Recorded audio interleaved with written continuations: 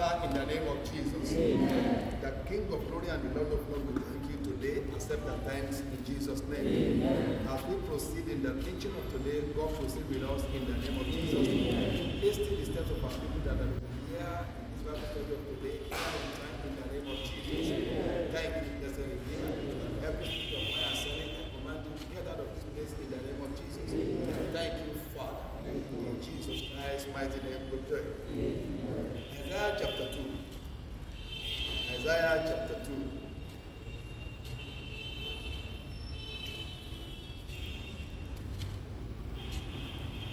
Isaiah. Praise the Lord. Abẹ́rẹ́ kíkà láti ẹsẹ̀ ìkíní. Only the word that Isaiah the son of Amos saw concerning Judah and Jerusalem. Verse 2. And it shall come to pass in the last days that the mountain of the Lord's house shall be established in the top of the mountains, and it shall be exalted above the hills, and all nations shall flow into it. And many people shall go and say, Come ye, and let us go up to the mountain of the Lord, to the house of the God of Jacob, and he will teach us of his ways, and we will walk in his path. For out of Zion shall go forth the Lord, and the word of the Lord from Jerusalem. Praise the Lord. Amen. The Lord will help us in Jesus' name. We have a lot of things to learn from here today. Please be attentive and get the message clear, and it shall be well in Jesus' name. If you look at it in verse 2, this was, from verse 1, the Bible says the word of the Lord that came to Isaiah. Hallelujah. Isaiah was one of the major prophets of the living God in his time. Isaiah bá ti sọ̀rọ̀, kò tún sí nǹkan tó ń yẹ̀ ẹ́ wò tó máa ṣẹ bẹ́ẹ̀. Hallelujah. A sọ̀rọ̀ ṣẹ̀kan, òun sọ̀rọ̀ ọtí, ńlọrọ̀ wòlíì Isaiah lọ́dọ̀ Ọlọ́run àti nínú àwọn wòlíì ayé ìgbà yẹn. Wòlíì Isaiah ọba mẹ́rin ló bá ṣe pẹ̀lú Júdà.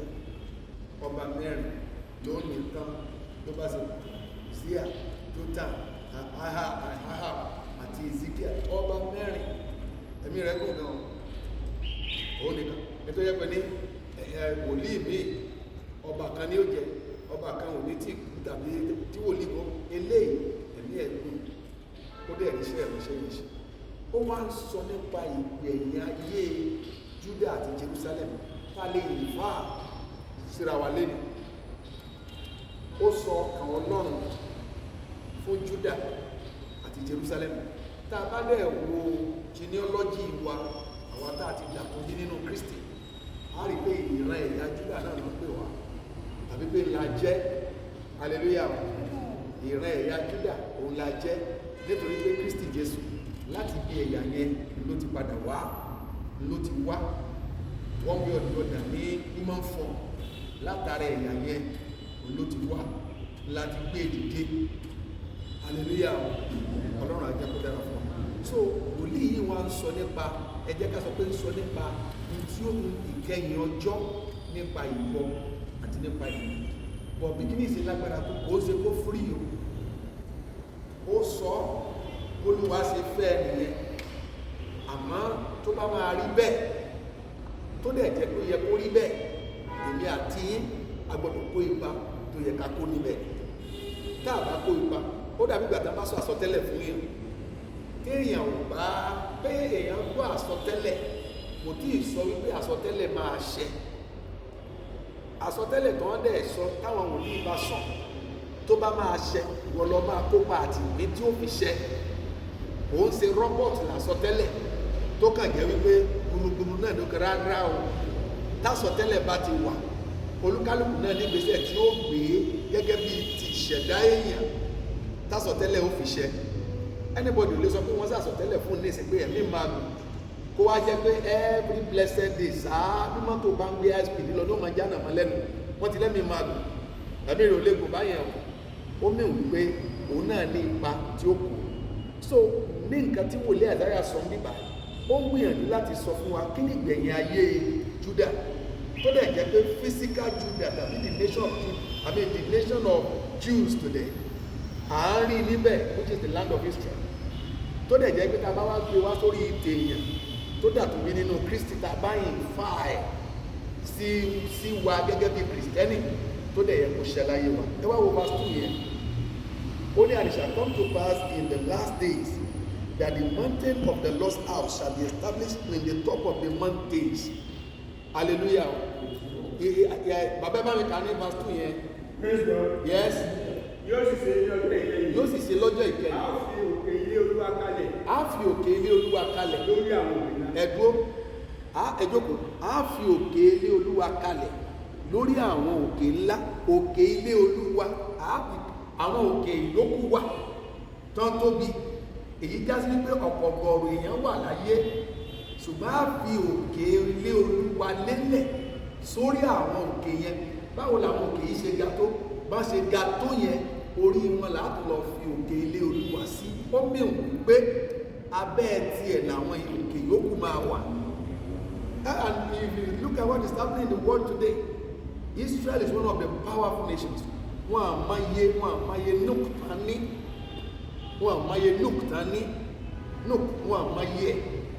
Àgbáyé ò máyé Núk tání. Àwọn destructive weapons. Wọ́n àlè sọ pé iye tí Israel ní. Is one of the most powerful nations of the world. One of the most powerful nations of the world.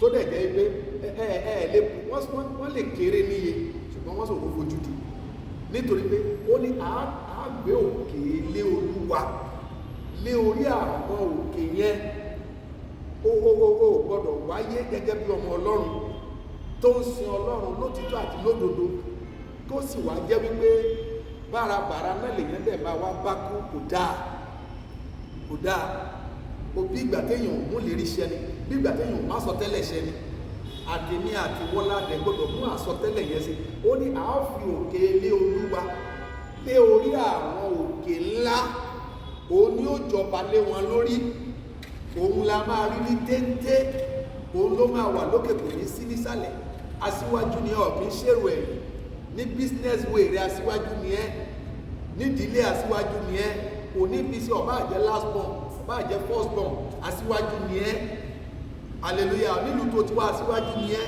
níbi tó bára rẹ aṣíwájú ni ẹ́ lókòwò rẹ aṣíwájú ni ẹ́ because a fi òkè ńlá a fi òkè lé Olúwa àwọn òkè yẹn náà tóbi fún ní a fi òkè lé Olúwa lé orí àwọn òkè ńláńlá àbí àwọn òkè yẹn náà tóbi. In other words, it doesn't matter what anybody becomes in life, you have to be greater, you have to be much more. Hallelujah. Olúwa ṣe design nìyẹn o, but tó bá máa ṣe bẹ́ẹ̀ ó gba kémi àti ẹ̀ kárí orientate mind wa ká tún ọkàn wa ṣe we have to renew our mind. Nígbà tí Bíbélì sọ pé renew your mind, ó mì wípé mind wa ti new tẹ́tẹ́lẹ̀. Tó bá ní go and renew your paper, ó mì pé ìwé ti new tẹ́tẹ́lẹ̀. Tó bá ní go and renew your international passport, ó mì pé there was a particular day tí passport yẹn ti jẹ́ new one, brand new one lọ́jọ́ tó kọ́kọ́ gbà á, but ó ní expiry date. Bí date yẹn bá sì parí on láti lọ renew it. So the Bible now say renew your mind. It means that your mind has been regenerated. Your mind was new when you gave your life to Christ. It was new, brand new life. Hallelujah. N ló sọ yìí pé ẹ̀dá tó bá ti wà nínú Kristi ó ló ti dẹ̀dá tuntun ó lóhun àtijọ́ ti kọjá ó ní sì kíyèsí gbogbo di tuntun ó di tuntun yẹn nígbà tó bá di tuntun lẹ́nu tó bá fi máa lọ́dún kan mi ò sọ pé yóò di rírí ṣùgbọ́n àwọn nǹkan kan ti máa kọjá ń bẹ̀ tó máa nídìí kéèyàn máa fortify ẹ̀ dáadáa kó máa renew ẹ̀ dáadáa kó máa sanctify ẹ̀ dáadáa kó máa fọ̀ kó má jẹ́ kí nǹkan stay síbẹ̀ tí kíní ẹ̀ bá ti fẹ́ stay kó tún fọ̀ kó mọ́ ẹni renewal tó ń sọ the Bible will not tell us to renew if it is not necessary to renew. It won't tell us to renew. Ó mi wípé there may be stain here and there in your mind. So tẹ́mi àti ò bá renew mind ìwà fún greatness we can be great. Kò sí bí wọ́n ṣe lè gba òróró sí wa lórí tó, kò sí bá sọ tẹ́lẹ̀ ṣe lè pọ̀ tó, kò sí bá ṣe lè mi ò tí ì mọrú wòlíì tó lè sọ fún ẹ lágbàáyé pé wàá dà báyìí. Ìwọ náà láti kópa tiẹ̀ wàá ṣiṣẹ́ tọ̀ ọkàn rẹ gbọdọ̀ gbà wọlé. Ó ní wòlíì sọ bíbà ẹ̀ẹ́dẹ̀ẹ́dẹ́ báwọn nation Israel wọ́n sinmi discovery ni research ni almost every time. Ẹ lọ wo gbogbo field of science. Ẹ wo gbogbo field of science. Ẹ tó kọ́kọ́ gba kìíní báyìí, ìṣẹ̀lẹ̀ bàbá ẹ tó kọ́kọ́ gba. In almost all the fields, they are there. They are there. Nítorí pé àwọn gan ò sinmi. Àwọn gan ò sinmi. Research ni day in day out. Research ni day in day out. Wọ́n sinmi. Wọ́n ń gbégbèsè ní gbogbo ìgbà láti rí pé àkọsílẹ̀ Olúwa fún ayé wọn ó wá ṣíṣe. Ọlọ́run á jẹ́ kó dára fún wa. So ìwọ ni kó ríra rẹ bí òkè ilé Olúwa lénìí. Bí tí mo ń lọ nìyẹn o. See yourself as the mountain of the Lord's house that is destined to be established in the top of the other mountains. Abẹ́ kàṣíwájú. Yes. Yes. Yóò sì ṣe ní ọjọ́ ìkẹyìn. Àwọn òkè ilé Olúwa kalẹ̀. Ẹ máa gbọ́ ẹ̀rí wípé ó ní àá fi òkè ilé Olúwa kalẹ̀. Lórí àwọn òkè ńlá. Àwa Olúwa ti pa láṣẹ pé àá fi òkè ilé Olúwa kalẹ̀. Olúwa ti pa láṣẹ pé wọ́n la síwájú nù ìdílé yín. Ìwọ ni wàá síwájú t'Olúwa pa láṣẹ ń bísínẹ́sì ẹ̀ ìwọ ni wàá síwájú. Àá fi kalẹ̀. Àá fi ìdí ẹ̀ múlẹ̀ lórí àwọn òkè ńláńlá yes. A ó sì gbéga ju àwọn òkè. Abẹ́ tó ní báyìí and he shall be exalted above the hills. Àá sì gbéga àsọtẹ́lẹ̀ nìyẹn ṣùgbọ́n ọ̀lẹ́ jókòó tẹ̀tẹ̀rẹ̀tẹ̀ kọ́ ní kásọtẹ́lẹ̀ wá ṣẹ.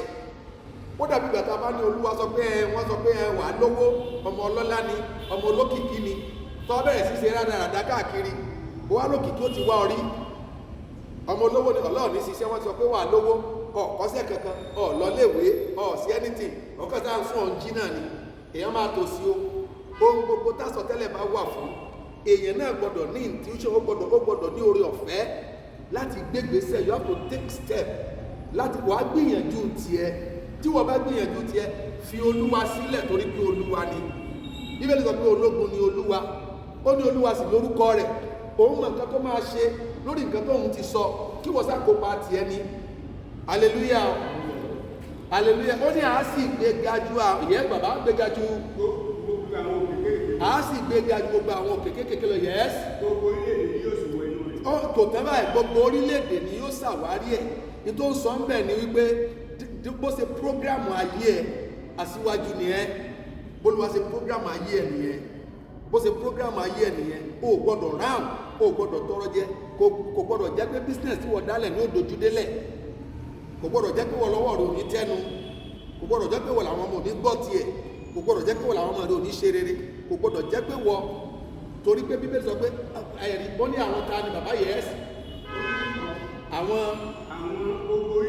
gbogbo orílẹ̀-èdè yóò sì wọ́ sínú ó mì wípé wàá ní chain of people that will depend on you Olúwa ṣe design nìyẹn ìwọ gan fúnra lára rẹ kó gbọ́dọ̀ láwọn Abraham in his time Abraham the father of faith during his time you know the number of people he fed on daily basis àwọn tí wọ́n kalẹ̀ fi Kristi hàn nìyẹn ẹ máa yẹ èèyàn tí Jésù gan bọ́ ń gbà yí ẹ máa yẹ èèyàn tí Jésù ń bọ́ ẹ fún wọn lóúnjẹ tọ́bánìyà tó wà lẹ́ ẹ mú wá kí ni ò lè tó ẹ̀yin lẹ́ ń wò bẹ́ẹ̀ ọkàn Kristi gbà wípé it can be multiplied ẹ̀dẹ̀mọ́ wo ti ṣẹlẹ̀ láyé Èlíṣà náà rí hallelujah ó ti ṣẹlẹ̀ rí so multiply they believe in their mind kí ó lè ṣeé ṣe mo gbọ́dọ̀ dókè mo gbọ́dọ̀ rí ṣe mo gbọ́dọ̀ àwọn ọmọ mi gbọ́dọ̀ rí ṣe ọ̀nà àbáyọ gbọ́dọ̀ wá mi ò gbọ́dọ̀ kú ní rèwerèwe ó tó sọ nìyẹn abẹ́ 2:3 yẹn kà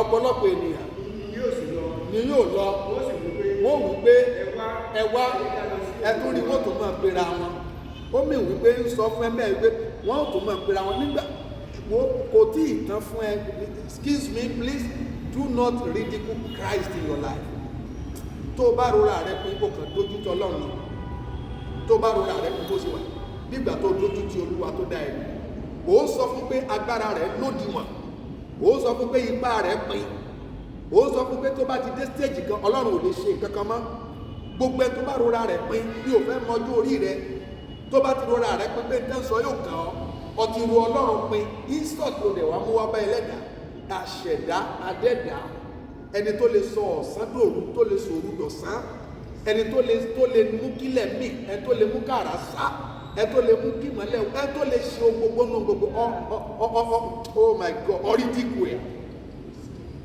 mi ò fẹ́ mọjú orí téèyàn ní tó bá sọ pé kinní yẹn ó ti gbogbo tí ẹ sọ yẹn èyí máa nígbà tí ó jẹ́ pé ní Hollywood rẹ̀ lè ṣe ó ń ṣàkókò ìmọ̀ kò ń ṣàkókò wo mọ́ sóò ti kú ni. As long as you are alive and as long as you are not dead, the prophecy of God can still be fulfilled in your life. It's just a matter of you opening your mind, accepting it. Tí ẹni láti gbà á, tó o bá gbà á kò lè ṣẹ. Iyì ẹni pé kó o sí ọkàn rẹ kó o gbà á. Tó o bá gbà á ló tó máa ṣe, bóun ṣe ń ṣiṣẹ́ nìyẹn. Tó o bá gbà á ló tó máa ṣẹ. Ọlọ́run á jẹ́ kó dára fún wa. Gbogbo omi ká tí wò mí lágbàáyé lónìí, ẹ gbà á o. Torí pé tọ́kàn yín ò bá gbà á, kò ní ṣiṣẹ́. Kò ní ṣiṣẹ́. Ọlọ́run á jẹ́ kó dára fún wa. Àìmọye àwọn tá a ti wò nínú iṣẹ́ ìránṣẹ́ tán jẹ́ paysetters fún wa. Hallelujah. Àwọn tó wá tán paysetti àwa nínú iṣẹ́ ìránṣẹ́. Àwọn tá a fi ṣàwòkọ́ṣe. Hallelujah. Níbi tí mo wo bàbá Ìdáhósàdé of the blessed memory, mo wò ó débi tó lágbára. Màá wo mírèkù bàbá yẹn gbà mí, màá sà máa wò bá. Bí àwọn sí ẹ̀yánu jàǹkànjàǹkàn yìí, ìṣẹ̀dá ẹni Ọlọ́run, ìṣẹ̀dá Ọlọ́run náà dẹ̀ ní bàbá yìí. Màá ti glue ara mi síbi tẹlifíṣàn. Nígbà yẹn ní PCOS, ní abọ́yá Saturday àbí Sunday láago mẹ́wàá lẹ́ẹ̀ máa ti Ìdáhósàdé mo fẹ́ wò ó. Tí bàbá bá ti sọ̀rọ̀ báyìí àwọn ìgbà mi wọn á pílẹ̀ bí káwọn mírèkù ti ṣẹlẹ̀. Máa máa wo pé ṣé kíní sí wa. Gbà tó yá lọ́kàn mi gbà á. Pé ó lè ṣẹlẹ̀ sẹ́mi náà. Ó lè ṣẹlẹ̀. Gbogbo orú elétẹ́ rí kò sàdédé bẹ̀rẹ̀ ó ti bẹ̀rẹ̀. I open my mind to accept it. Pé Olúwa lè lo èmi náà. Olúwa lè ṣèyanu lérí ó lè lò mí láti lajú afọ́jú. Kristi ó lè gbà àrọ̀ dìde láti bá mi. Èmi náà gbà lọ́kàn mi. Mo gbà lọ́kàn mi. Mo wá sí iṣẹ́ tí kí dẹ̀ ní iṣẹ́ tí mo ṣe tọ́. Iṣẹ́ tí mo ṣe tọ́ ni pé mo gbà ní ọkàn mi. Mo dẹ̀ wá ń ruminate lórí gbogbo ẹ̀ nígbà gbogbo. Tí n bá ń ka Bíbélì Olúwa báyìí. Màá tún mọ̀ sí àwọn ìyanu lórí ẹ̀. Olúwa mo láìkì nǹkan báyìí. Mo irú nǹkan báyìí wù mí. Irú nǹkan báyìí wù mí. Igbó ya èmi náà wá ń gbé gbèsè báwo làwọn bàbá ṣe ṣe é. Ìgbà mi wà máa wò ó bàbá ṣe Olúwa lo bàbá láti ṣe mírèkù kan. Bàbá ń preach lọ́wọ́ báyìí. Bàbá ń preach lọ́wọ́. Ó kàn sáìtì ẹnìkan nínú congregation tí wọ́n fi kí náà fi sí wọn lọ́rùn yẹn láì bíi kọ́là tán fi sí ọrùn ẹ̀ láti straighten ọrùn ẹ̀. Àwọn tọ́rùn wọn ò dúró yẹn ni wọ́n gbé àwọn hospital kan náà gbé kíní yẹn sí máa yẹn lọ́rùn torí pé ọrùn rẹ̀ ò dúró ní injury wọ́n gbé sí lọ́rùn ni. Bàbá ń preach lọ ni ó kàn sáìtì ẹni ó kàn ló máa yẹn lọ́ọ̀kan ni ó ní brother there wọn àti ó lẹ́nu yẹn torí èrò pọ̀ wọ́n nígbà tó pọ̀ sẹ́ni yẹn ó ní God has healed you since ó ti wẹ̀ sàn ti pẹ́ bó ṣe wà yìí can you come forward ẹni yẹn dẹ̀ wá ó ní remove etí mọ̀ yẹn náà ṣe ni pé ó gbé gbèsè gbàgbọ́ ó ní remove that thing on your neck now ó sọ wípé I can't remove it doctor tó fi sí ti mọ̀ wípé òun gẹ́ mọ̀ pọ́nrún òdúró náà fi sí ó mọ̀ pé rora wà ń bẹ̀ náà fi sí kẹ́nìkan tí ó kẹ́nìkan káwọn ọmọ sọ wípé ìyọ́ kò tó wá jẹ́ doctor ni bí bàbá Ìdáhósàdé sọ pé remove that thing ó dẹ̀ fọwọ́ sí báyìí ó dẹ̀ tóbi tó wà ó dẹ̀ remove ẹ̀ ṣùgbọ́n kò yí ọ̀run káàkiri o bàbá ní shake your neck ọ̀pọ̀lọpọ̀ yín tó wà mí ò ní shake neck láyé ọlọ́ọ̀ni jẹ́ kó tún dákun tó wà lẹ́lẹ̀ you won't shake your neck. Archbishop said shake your neck. The man did not hesitate. He shook his neck. Ó ní sí his own bó bá di tí ń pè báyìí ó tẹ́ àríwó sọ ń bẹ̀ ni now because agbára ọ̀rọ̀ jáde mo wá tó play kí nìyẹn mo tún tó wò sẹ́yìn kí ni bàbá lè máa rò kójú rẹ tó ta kán síbẹ̀ yẹn that is way to contact it yóò gbé kẹ́kẹ́ wo gbígbà tí wọ́n fíìmù so we didn't get to where we are today we wanted it we desired it we prayed to God about it we converted it and God saw the integrity of our heart and gave it to us. Today we saw the blind saw, we saw the lame walk, in different manner of miracles. Those are the things we are posting on Facebook now and YouTube. Are you hearing what I'm saying? Olúwa bá sọ nǹkan ọkàn rẹ náà gbọdọ̀ gbà á. Ọkàn rẹ gbọdọ̀ gbà á. Ó láwọn sì gbéga ju àwọn òkè kéékèèké lọ. Ìtí Christianity wà fún nìyẹn. Ìtí Christianity wà fún nìyẹn. Ẹ jẹ́ mọ̀ pé ìgbà míì wà. Ó kàn wá jẹ́ pé àfi set priority wa right. Ayé là ń lé sáá. Asa ntada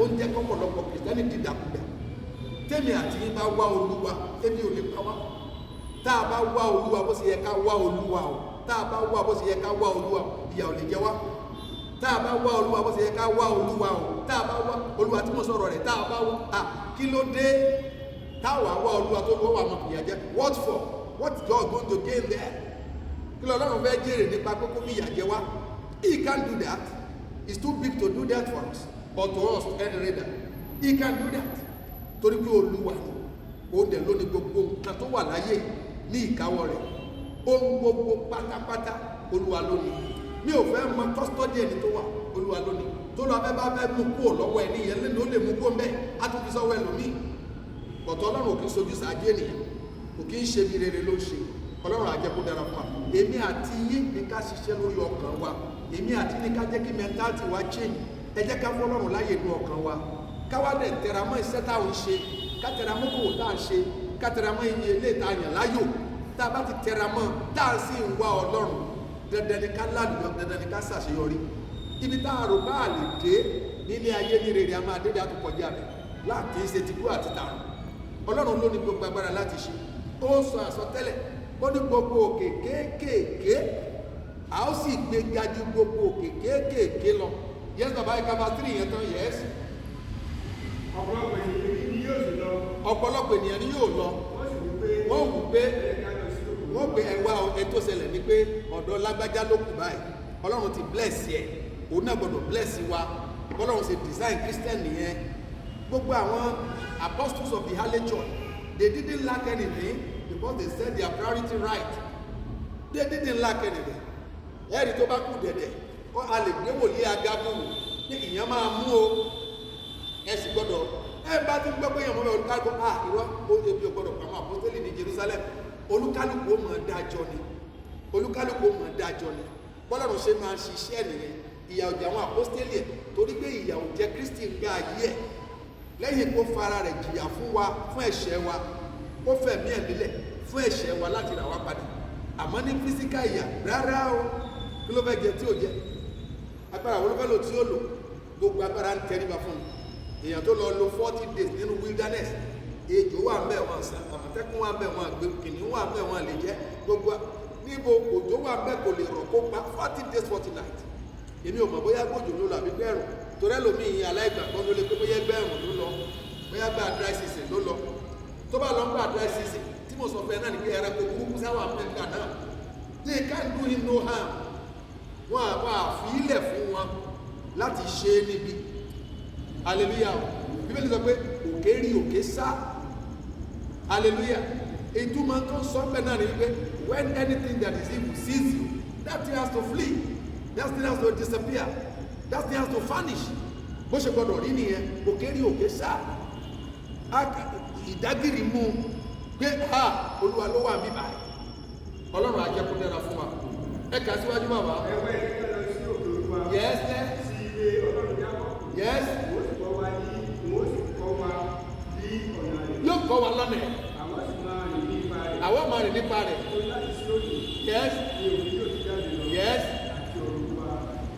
yóò kọ́ wa ní tó bá ti kọ́ wa ló ń kọ́ wa lónìí tó bá kọ́ wa tá a bá fi lè gbà á tó bá kọ́ wa tá a bá fi lè gbà á tá a dẹ̀ mú lò ẹ gbàgbé lórí nǹkan yòókù ká a gbà á ká a dẹ̀ mú lò ẹ gbàgbé lórí agbára ọlọ́run ò mọ báńdìrì láyé kò mọ báńdìrì mo ti kú pẹ̀sẹ̀ bá listen to me tí èèyàn bá múra tó lọ́wọ́ bá fún lágbára èṣù máa ń dáyàwó lórí agbára yẹn nígbà tó bá lọ wàásù tí àwọn kéṣìṣì jáde tó o bá múra àyà rẹ ká fẹ́ já lórí àwọn tó fẹ́ pray ṣé bí èèyàn náà ni wọn ṣùgbọ́n tó bá rántí pé èmi kọ́ ni màá ṣe olúwa ni mo gbé wọ̀ Kristi ló gbọdọ̀ ṣe gbogbo ẹni tí báwo pé ojú máa tì ní tíṣẹ́ ìyanu ò bá ṣẹlẹ̀ tíṣẹ́ ìyanu ò ní ṣẹlẹ̀ nípa rẹ̀ láéláé àwa yóò kọ ojú tì ohun tá a gbá ọtọ́ náà fi ṣe nìyẹn my father in the Lord be blessed man he also never fear the devil he never fear anything shame pé shame tí mo bá wá gbàdúrà tí ò bá rí bẹ́ẹ̀ kọ́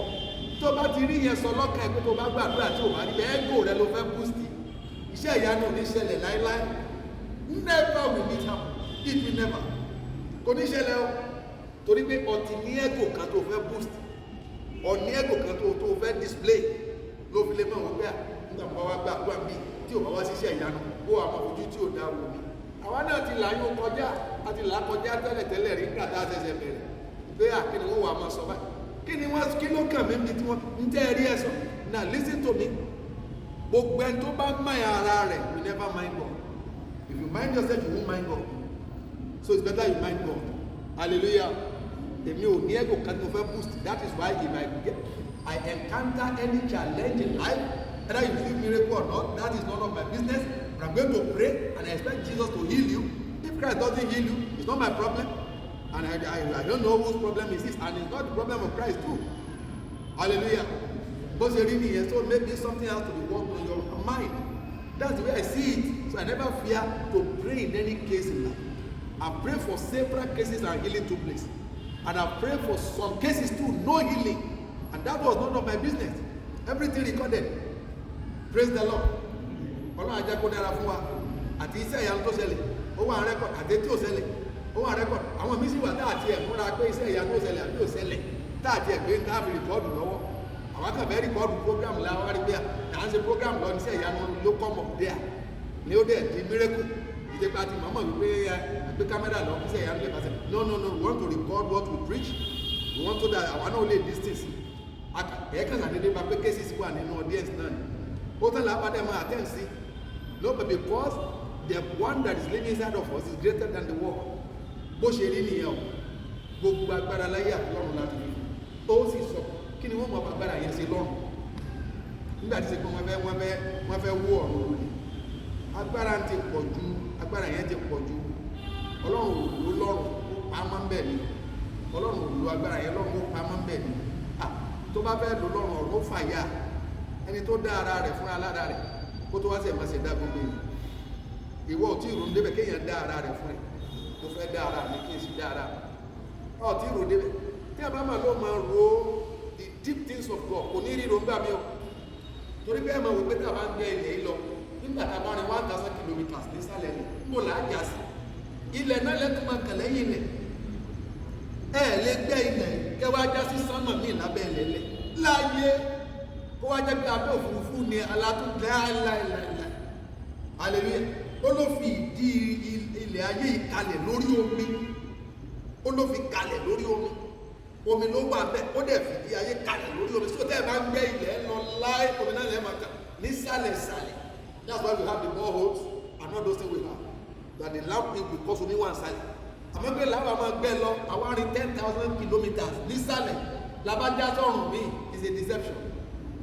Olúwa sọ òṣèré débi pé ilé òní tán lẹ́yìn ilẹ̀ ẹ̀ẹ́ka àpáta ẹ̀ẹ́tún jákòó àpáta ẹ̀ẹ́tún kalẹ̀ ẹ̀ẹ́tún you go like that deep things of God. Olúwa sọ bí láyé yìí ẹ̀wọ̀n àwọn ti ṣe káàkiri gbogbo ayé ẹ̀wọ̀n gbogbo Áfíríkà ẹ̀wọ̀n gbogbo lẹ̀ láfíríkà ẹ̀wọ̀n gbogbo lẹ̀ ní Europe ẹ̀wọ̀n gbogbo lẹ̀ ní Asia ẹ̀wọ̀n gbogbo lẹ̀ ní America ẹ̀wọ̀n gbogbo lẹ̀ káàkiri àgbáyé ẹ̀wọ̀n gbogbo lẹ̀ Australia look at the continents of the world. Ẹ̀wọ̀n àṣẹ wà ó pé gbogbo omi yẹn orí ilẹ̀ náà làwọn omi wà ó. Kò sí bòkun ṣe tó ilẹ̀ náà wà nísàlẹ̀ òkun ilẹ̀ yóò wà nísàlẹ̀ òkun omi flow lókè rẹ̀ ní ilẹ̀ wà so ilẹ̀ is everywhere and it was the Lord it is the Lord doing.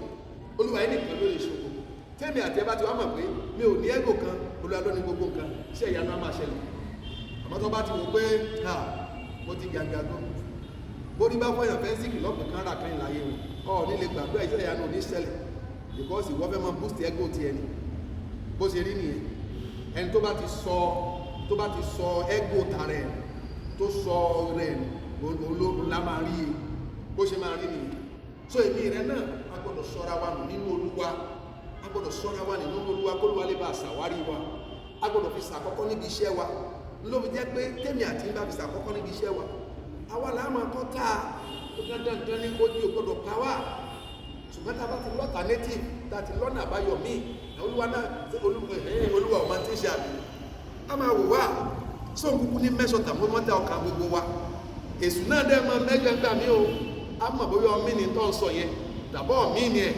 èṣù náà mọ mọ́ gbà mí so tí ó bá jẹ́ pé tí òmí ni ẹ̀ fún rẹ̀ ní òjò pé ìwọ láyé kò lè rí bẹ́ẹ̀ àwọn ará jù àwọn wòlíì ìgbàanì àwọn ará Israẹli sí the nation of Israel wọ́n nígbàgbọ́ nínú Ọlọ́run wọn díẹ̀ ṣàdá nínú ni olè jáwọn kulẹ̀ títí dìsìn èmi ò rí àsọtẹ́lẹ̀ tán lè sọ Israẹli ó di ilẹ̀ ẹlẹ̀ níbo ló ti fẹ́ dà it will never be because àsọtẹ́lẹ̀ ò sọ pé ó lè di ilẹ̀ ẹlẹ̀ látọ̀dọ̀ anybody hallelujah tí ayé ó fi tán tí ìdájọ́ fi dé ilẹ̀ Israẹli ò lè kó ń bẹ́ẹ̀ wọn lè borí ẹ̀.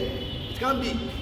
The Lord will help us in Jesus' name. So ìwọ àtẹ̀lé agbásọtẹ́lẹ̀ ibi gíga káàkiri ṣùgbọ́n a gbọ́dọ̀ so mọ́ Ọlọ́run yẹn kádẹ̀lì pé àsọ Ọlọ́run sílẹ̀ kádẹ̀lì sàkọ́kọ́ òun la ọ̀nà wá fi lè dayọ̀ lọ́rọ̀ wá fi lè dára láì ṣe bẹ́ẹ̀ yóò gbà pé èèyàn Ọlọ́run má jẹ́ adáàmú lásán láì ṣe bẹ́ẹ̀. God first, every other thing follows, and before you know it, it shall be well in Jesus.